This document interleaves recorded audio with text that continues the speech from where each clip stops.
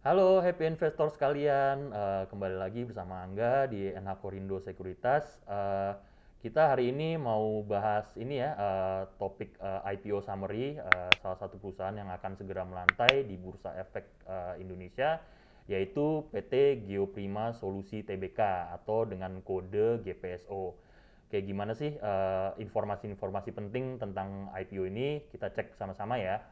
Oke, jadi perusahaan ini GPSO akan mencatatkan 166.666.000 lembar ya pada penawaran umum perdana ini.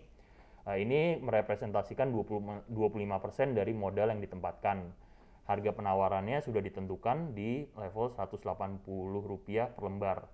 Sehingga total dana yang akan diraih di IPO ini mencapai 29,9 miliar ya, hampir 30 miliar lah kurang lebih. Oke, ini IPO ini akan dilaksanakan dengan metode eIPO dengan penjamin emisinya.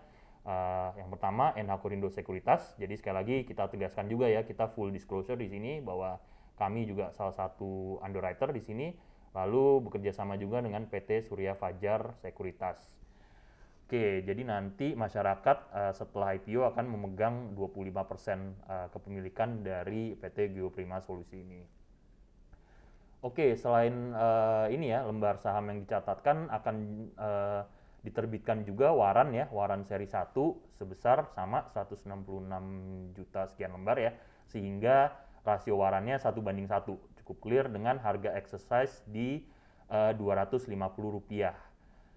Waran ini bisa dilaksanakan 6 bulan sejak diterbitkan dengan masa berlaku antara 3 Maret sampai 2 September 2022 ya, jadi tahun depan.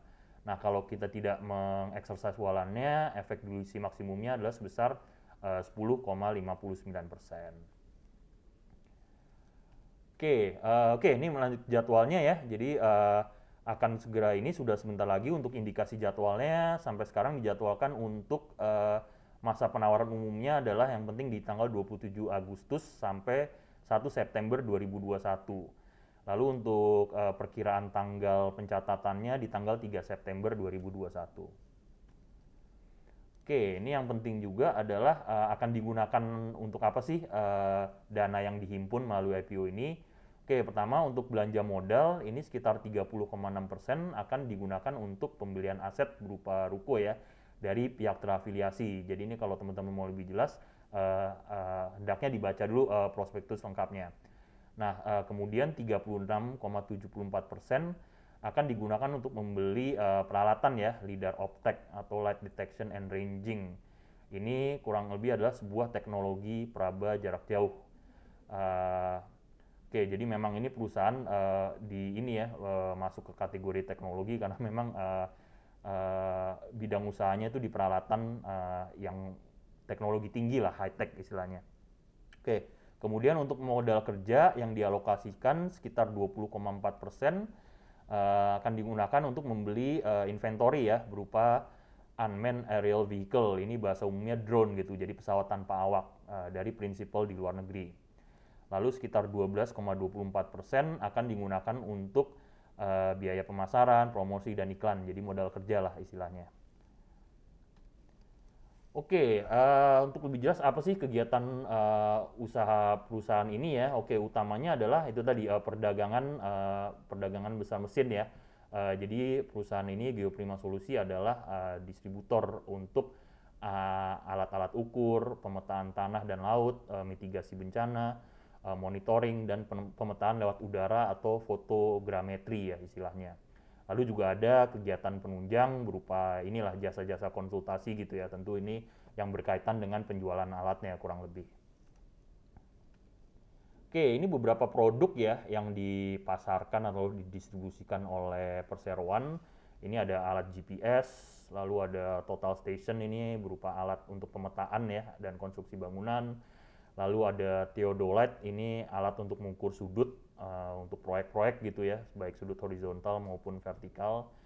Lalu ada Echo Sounder ini alat untuk suatu teknik pendeteksian di bawah air gitu untuk mengukur kedalaman air.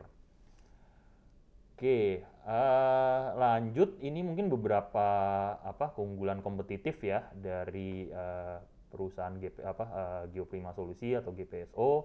Yang pertama, dia merupakan tadi sudah kita bahas ya, merupakan agen tunggal dari produk-produk yang didistribusikan. Sehingga dia sendiri memiliki hubungan langsung ya, jadi tidak ada perantara dengan pabrik, di mana pabrik itu kan tentu merupakan sumber barang gitu loh, jadi tidak ada perantara di tengahnya. Oke, selain itu produk perseroan juga bisa dipakai untuk melakukan pekerjaan mitigasi bencana seperti tsunami, penurunan tanah, gempa, erupsi atau erupsi dari gunung berapi ya. Jadi ini tentu ya kita tahu kita tinggal di Indonesia kan cukup sayangnya cukup sering ya dilanda bencana. Jadi ini alat-alat yang didistribusikan perseroan bisa juga untuk mitigasi bencana ini.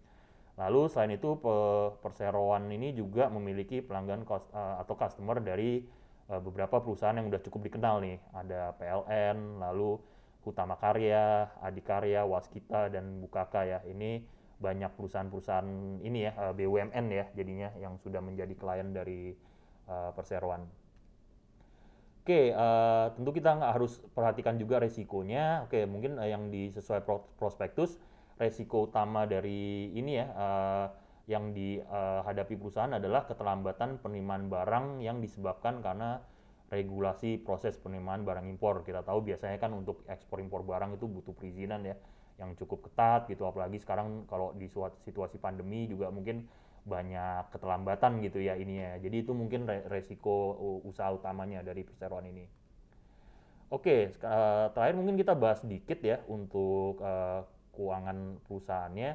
Jadi GPSO ini cukup terdampak memang dari pandemi COVID-19 tahun lalu, sehingga memang pendapatannya mengalami penurunan yang cukup signifikan di 2020 ya ini ya. Tapi kan itu sebenarnya bisa cukup dimengerti ya karena itu tahun yang berat 2020. Uh, ini utamanya juga produk yang dijual perseroan itu kan sangat segmented ya, segmennya sangat khusus dan memang banyak proyek infrastruktur yang mungkin masih ditunda karena COVID-19. Nah, tapi kalau kita lihat sebelum pandemi ini pertumbuhannya cukup lumayan ya untuk di tahun 2019 pendapatan dan laba perseroan itu secara year on year tumbuh masing-masing 60,61% dan 9,81%. Tentu kan harapannya dengan IPO ini dan mungkin pandemi yang lebih terkendali akan lebih banyak proyek-proyek yang bisa didapatkan. Nah, untuk posisi neraca keuangannya untuk sampai dengan akhir 2020 hutang jangka panjangnya turun 24,77%, terutama karena pembayaran cicilan utang komisi serta utang pembelian aset tetap. Jadi sebelum IPO ini hutangnya sudah turun. Lalu mungkin terakhir yang menarik juga posisi neracanya per kuartal 1 tahun ini ya masih relatif stabil tingkat kesehatan perseroan ini dengan rasio leverage 0,46 kali dan rasio lancar atau current ratio sebesar 1,95 kali. Oke, mungkin itu aja sekiranya untuk informasi IPO dari PT Geoprima Solusi ya atau GPSO.